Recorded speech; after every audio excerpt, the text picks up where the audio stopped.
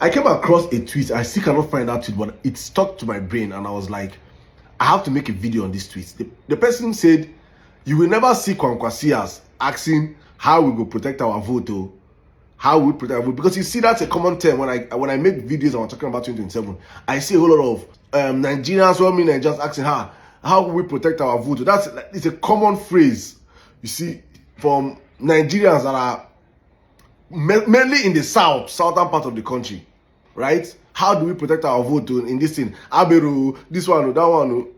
Well, I came across also a video that I think we should all watch. It's very important to watch this video. Please, let's watch this video together.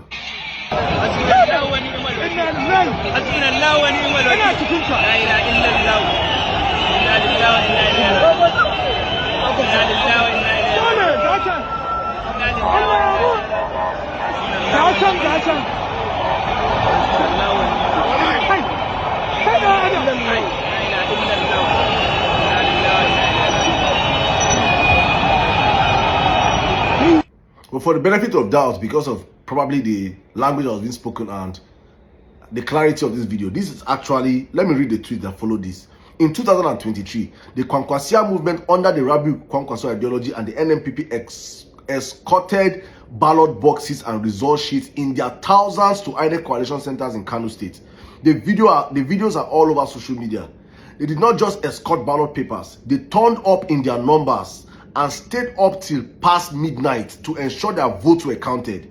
We need a replica of Kwankwasia movement round the 36 states of Nigeria in 2027. Nigeria will be okay.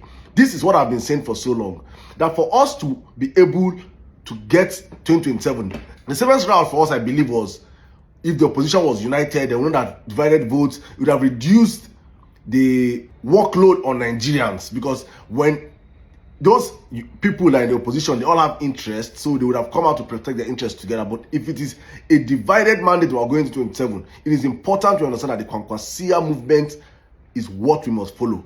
If you've watched my videos all through this week, I have consistently maintained this posture that for Nigerians to be able to win the next elections, we must replicate what Ghanaians did in 2025. We must replicate what we see like the Arsenal fans have been doing over these past couple of days. They turn out in massive numbers. When you massively come out, look at these people that will watch this video right now. How many Aberus? 1,000 Aberus cannot survive in the midst of this kind of people. We don't even have 1,000 Aberus. If you put the numbers out there. So we have to understand that if we are in our numbers across every state, there is no how Tinubu can rig the elections. There's no APC can steal the next elections. And you wonder, how do we come out in our numbers? On election day, it is guaranteed that millions of Nigerians will be out to vote. It is guaranteed. We'll be out across different parts of the country. Guaranteed. Different polling units, different local governments, different wards. Guaranteed. What we must ensure right now is that we start educating our people to understand that after you vote on election day, you just don't go back home. After voting, our elderly can go back home. Our moms and our dads, our grandparents can vote and go back. But there's no reason why you should be below 50 or even 60 safe. Because in those 60, you don't fade out. You have to fight this last chance. Make we put arm.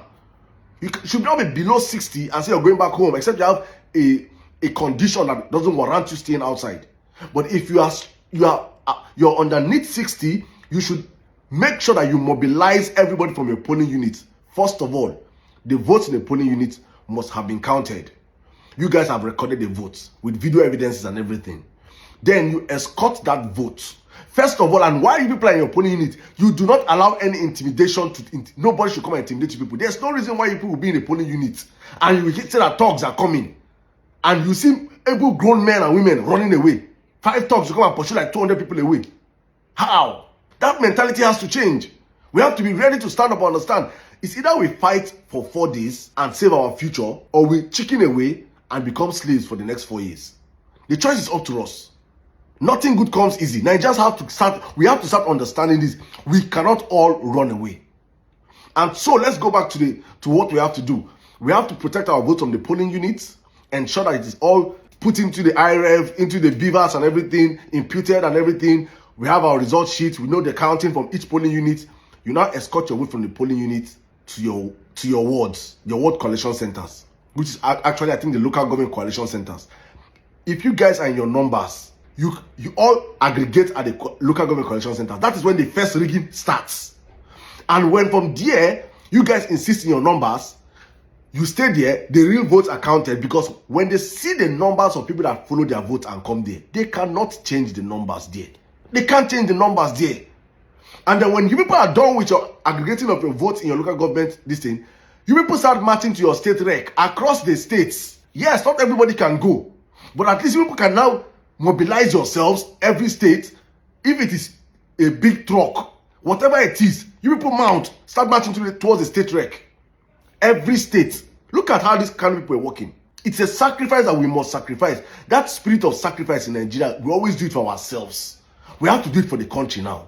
And so if we can all march, especially then we now have to call out, especially people that are in the city centers of every state, to occupy the INEC in their state centers. If we are out there in our millions, there is no wiki that can come and change results. Because even the crowd that they will see occupying INEC centers, no politician that is born of a woman will want to pass through that crowd to go and enter the coalition center to change the results. But what they do is that when they come there and they see only 200 people, they will use police and army and aberos to intimidate them, and they will disperse them. Then they will enter there and they will use big manism, bribery and corruption, threatening and everything, and the INEC will have to change the results. But when they come into an INEC center and you're seeing 10,000 people, we did it in Imo State. That's how we took out Hakim as a governor and brought in Rochas. For 3 solid days, people were camped outside INEC office. There is no way the governor could not enter. Do you understand? A crowd that is, you pull out a crowd that the governor cannot access. Not like that, they cannot make way because the people were too much occupying the INEC center. That is how we seize our country. If there is no any other means, let me just put it right there. There is no any other means of guaranteeing a fair and fair election under a thieving government like this government we have today than this way. If we do not do it this way, be ready for another 40 years of these criminals in power.